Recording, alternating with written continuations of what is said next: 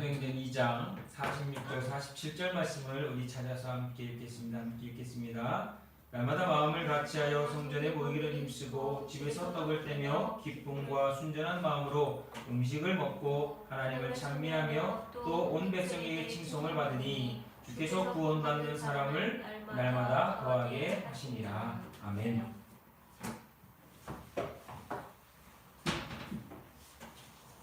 오늘 예배는 어떻게 드리는가에 대해서 우리가 이 사도행전 2장 46절 47절 이 초대교회 그들이 모여서 예배하는 모습을 통해서 우리가 예배에 필요한 것은 무엇이고 우리가 예배를 드리는 데 있어서 실제적으로 어떤 것을 예배 드리는가에 대해서 어떻게 예배 드리는가에 대해서 함께 말씀의 은혜를 나누도록 하겠습니다. 예배는 때와 장소를 구애받지 않고 누구나 드릴 수 있는 하나님의 은혜의 기쁨의 통로입니다. 사정과 형편에 따라서 자유롭게 드리면 된다라고 하는 것이 오늘 우리가 알고 있는 예배의 모습입니다. 그러나 예배 가운데에도 우리가 자유롭게 드릴 수 있는 예배가 있는가 하면 때로는 우리가 시간을 정하고 마음을 정하고 장소를 정하여서 공적으로 예배를 드리기 위한 귀한 그런 시간도 있습니다. 그리고 그 시간 가운데에는 일정한 질서와 순서를 따라 우리가 예배 드리는데 그것을 위해서 공적인 예배라고 보통 이야기합니다. 오늘 말씀에서는 예루살렘에 처음 세워진 사도들에 의해서 공적으로 드려지는 예배의 모습들이 잘 보여져 있습니다. 그들은 시간을 정해서 날마다 모이기를 힘쓰며 그곳에서 정해진 일과 정해진 행동을 통하여서 하나님께 그들의 기쁨과 감사와 은혜를 영광 돌렸다라고 하는 것이 오늘 우리가 읽은 말씀의 내용입니다. 그래서 예배를 드리는 데 있어서 필요한 것이 있다면 첫 번째 예배자의 자세라고 할 수 있습니다.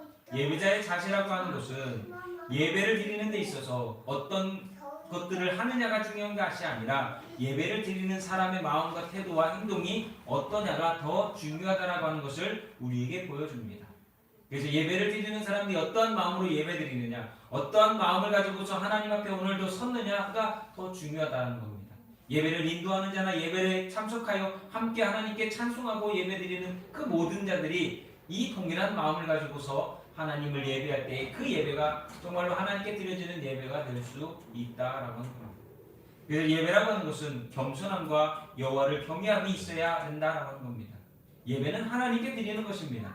여러분, 예배는 남에게 보이기 위한 것이 아니라 예배는 하나님께 드리기 위한 것입니다.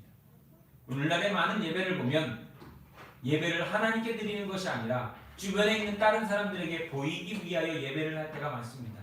특별히 이런 코로나 환경 같은 상황 가운데에서 사람들은 영상을 통하여 예배하다 보니 더욱더 그런 일들이 많이 벌어지게 됩니다. 중요한 건 뭐냐? 예배 드리는 데 있어서 겸손함과 하나님을 향한 경외함을 놓쳐버리게 된다라고 하는 것입니다. 여러분, 예배는 하나님께 내 온몸을 다하여 드리는 겸손한 예배가 되어야 합니다. 내 순간, 내 시간, 내 어떤 부분만을 드리는 것이 아니라 예배의 시작부터 끝까지 온전한 마음으로 하나님께 경외함으로 겸손함으로 드릴 때에 그것이 진짜 예배가 되는 겁니다. 잠언 22장 4절 말씀은 이렇게 얘기합니다. 겸손과 여호와를 경외함의 보상은 재물과 영광과 생명이니라. 여러분, 우리가 하나님을 온전히 예배할 때 하나님께서는 우리의 예배를 받으십니다. 그리고 하나님 앞에 예배하는 것입니다. 우리는 하나님이 오늘도 우리에게 복 주실 것, 그리고 하나님 오늘도 은혜해 주신 것에 감사하며 오늘도 하나님 앞에 내가 어떠한 모습으로 헌신하고 섬기며 살아가야 될지에 대한 그러한 마음으로 하나님 앞에 서는 것입니다. 그래서 우리는 예배하는 데 있어서 하나님 앞에 나아간다, 하나님 앞에 서 있다라고 하는 것을 꼭 기억해야 됩니다. 그리고 예배함에 있어서 구약성경의 제사에도 반드시 빠지지 않는 것처럼 정성된 예물을 준비하여 드림이 있어야 합니다. 그 예물을 드리면은 내가 몸을 드린 것 같이 이 예물을 구별하여 하나님께 드린 것 같이 하나님께서 언제나 나와 함께하고 계심을 감사함으로 드리는 것입니다. 또 그리고 그렇게 예배를 드림에 있어서 하나님께서 다시 우리에게 복 주실 것을 믿고 즐거워하고 감사하며 드리는 것. 그래서 우리는 하나님 앞에 설 때에 하나님께서 우리에게 복 주시고 은혜 주시는 하나님임을 믿고 예배하는 겁니다. 하나님 앞에 아무런 기대도 없이 예배하고 있다면 그거는 온전한 예배라고 할 수 없습니다. 또 마지막으로 오늘도 우리에게 주신 구원의 은혜에 감사하며 하나님께 영광 돌리는 것이 예배자의 마음이 되어야 합니다. 여러분, 우리는 구원받았습니다. 죄 가운데 죽을 수밖에 없었던 우리를 예수 그리스도의 보혈로서 구원받게 하셨습니다. 그리고 그 구원의 감사로서 오늘도 우리는 하나님을 예배하는 것이고 그 구원의 감사 가운데 하나님을 기쁨으로 만나는 것이 바로 이 예배가 되어야 됩니다. 단순히 정해진 시간에 정해진 장소에서 내가 맨날 해야 될 일이기 때문에 한다라고 하는 것은 그것은 형식적인 예배이고 온전한 예배자의 자세라고 할 수 없습니다. 오늘 예배하는 성도들이 전심으로 하나님께 오늘도 예배함에 있어서 시간과 삶과 마음과 몸과 그 모든 것들을 구별하여 기쁨으로 드릴 수 있는 온전한 예배, 그것이 예배자의 자세가 되어야 할 것입니다.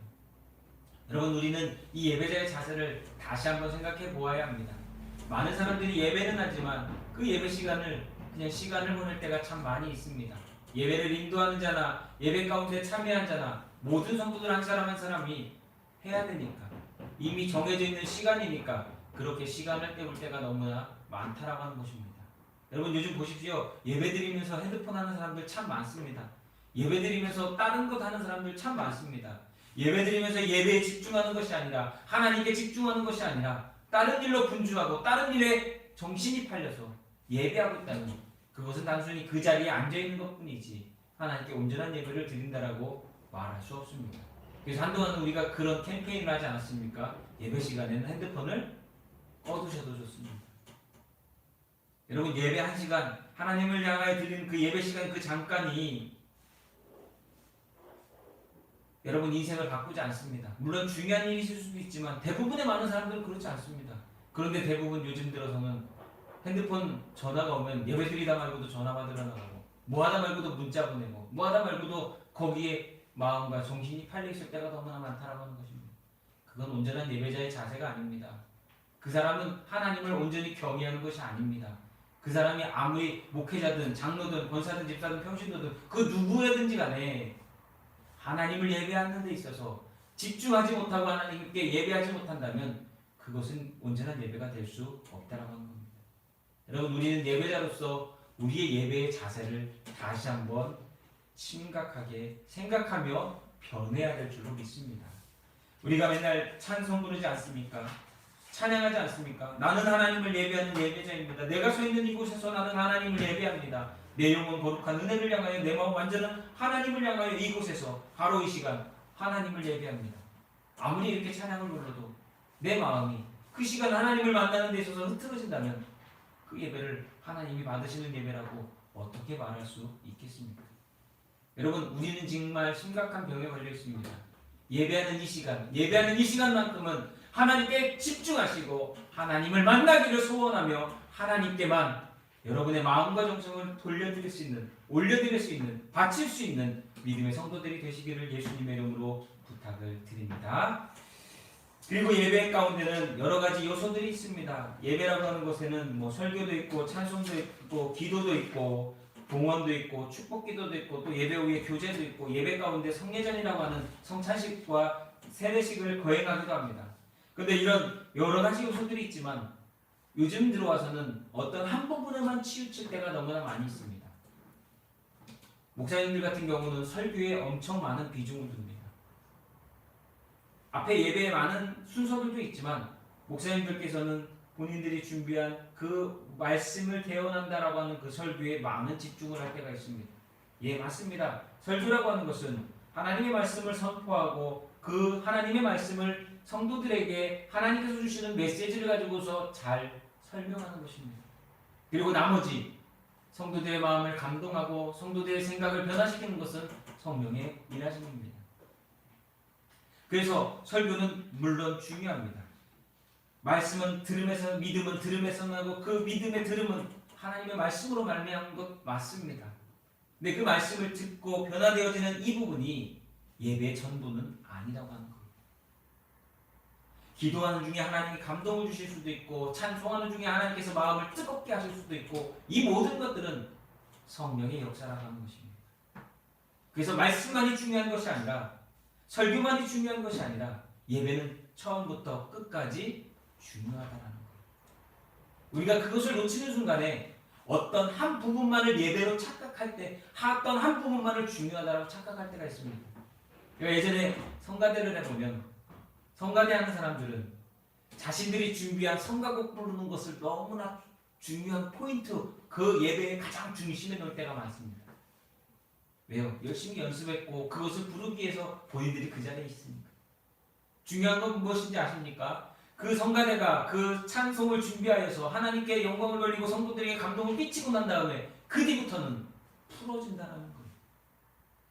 그들이 드린 그 찬송의 마음을 그대로 받아서 하나님의 말씀, 하나님의 성경의 말씀을 대원해주는 그 설교 가운데 집중하고 또한 그 찬송 가운데 헌신하고 봉헌하는 그것으로 연장되어지지 못하고 나 드디어 성가대 끝났으니까 내 할 일 다 했어 라고 하면서 사람들이 그 마음을 풀을 때가 많다.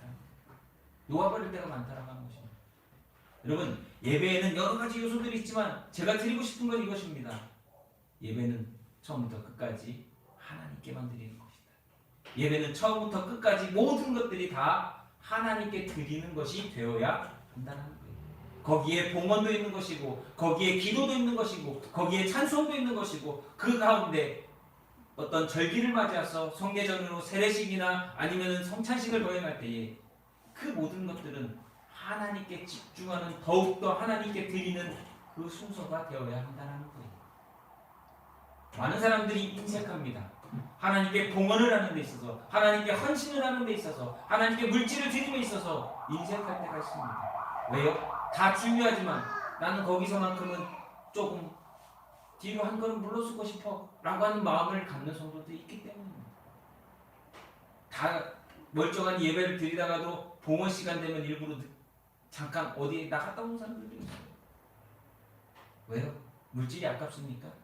그 물질을 드림에 있어서 하나님께 드린다라고 하는 마음이 없으십니까? 그렇다면 그 예배는 온전한 예배라고 할 수 없습니다.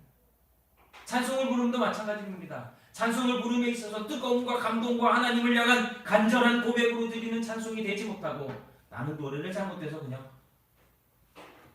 나는 모르는 찬양이니까. 여러분, 모르는 찬양이라고 못 부르는 것이 아니라 모르는 찬양이라 할지라도 여러분의 마음을 담아서 하나님께 드리고자 한다면 성령께서 여러분의 입술과 여러분의 마음을 변화시켜 주실 줄로 믿습니다.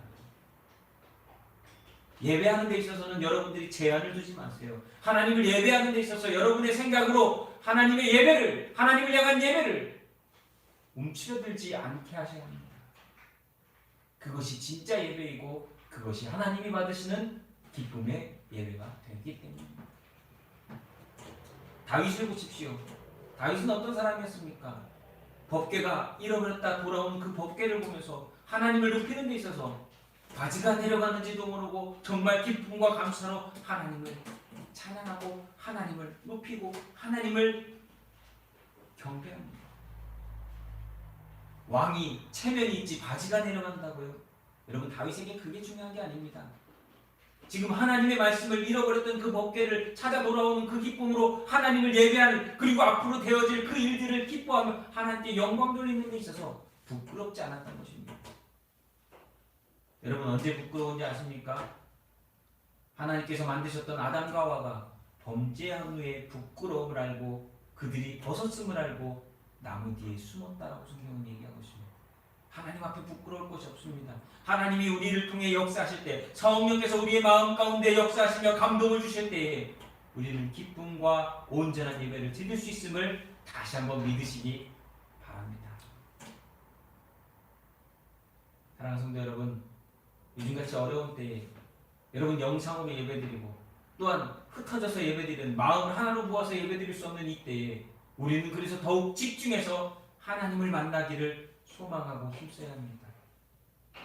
그때 역사하시는 성령의 감동으로 비록 영상을 통하여, 비록 흩어져서 아니면 떨어져서 집중할 수 없을 것 같은 이 상황 가운데서도 저와 여러분의 마음 가운데 주시는 감동과 은혜가 넘치며 그 은혜와 감동으로 말미암아 이 어려운 때를 더욱더 하나님을 의지하며 살아갈 수 있는 믿음의 성도들이 되게 하시는 줄로 믿습니다. 사랑하는 성도 여러분, 하나님을 사모하십시오. 그리고 예배의 시작과 끝을 온전하게 다 하나님께 드릴 수 있는, 그리고 그렇게 드린 사람만이 세상으로 나아가 삶으로 돌아가 다시 하나님을 예배하는 그 시간까지 힘있고 능력있고 은혜 가운데 머물며 하나님께 영광된 삶을 돌려드리는 삶을 살아가는 성도들이 되는 줄로 믿습니다.